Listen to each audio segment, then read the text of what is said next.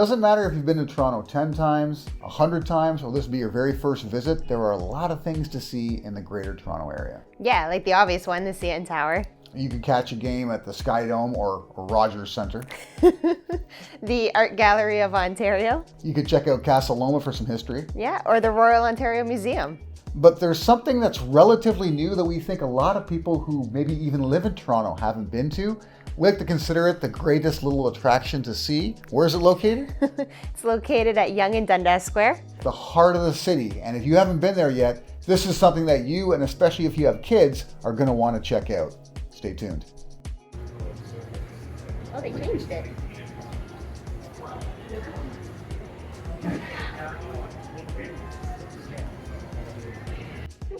So I'm at Little Me Canada, and what's special about this place is that not only have they gone to every minute detail to give you an exact representation of what the major tourist attractions look like across Canada, but they've done it with an interactive display, a family fun game to find Maurice the Moose, as well as a number of sort of surprising moments along the way that you weren't expecting. And what we've got here is, of course, Niagara. You've got the Niagara Falls behind me. You've got the Clifton Hill area, right? You've got a number of different things you can check out here, but every stop of the way is a different spot. So we've got Niagara, we've got the East Coast, we've got Little Toronto, we've got the Golden Horseshoe, right? You're gonna go from spot to spot to spot in Canada, and at every stop, there's something interesting to see. Check it out. The second stop at Little Canada is actually Little Toronto, which is a place we know very well because we live in the heart of it at Yonge and St. Clair. Now, of course, you're going to have the Rogers Centre, or Sky Dome as I still call it. You got the CN Tower, and then you go a little further and we actually get over all the way to what we've got here, which is the Marilyn Monroe building, which a friend of mine actually lives in. Shout out to Vishnu. Let's check out the next spot. So I'm in front of their Liiz Station, which is something that's kind of unique when it comes to Little Me Canada. Now, I've been to a number of different places in the world, including the Miniature World in Amsterdam. I've been to Legoland in Denmark. But when you come here, something that's very special about it is you can actually get yourself miniaturized and put in one of these displays.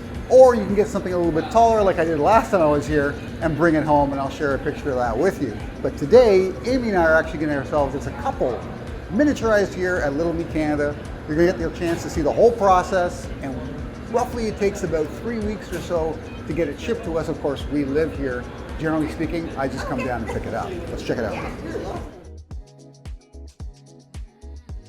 So one of the places in Canada I personally haven't been to is the East Coast. People sometimes forget how absolutely huge Canada is. Been to Manitoba, live in Ontario, been to Quebec, been to BC, been to the Yukon even, but never been to the East Coast, never been to like Alberta or Saskatchewan. But this is one of the areas that has a very sort of traditional Canadian feel. So at some point, maybe even on a cruise, we're gonna make our way here. But until then, we've got Little Canada.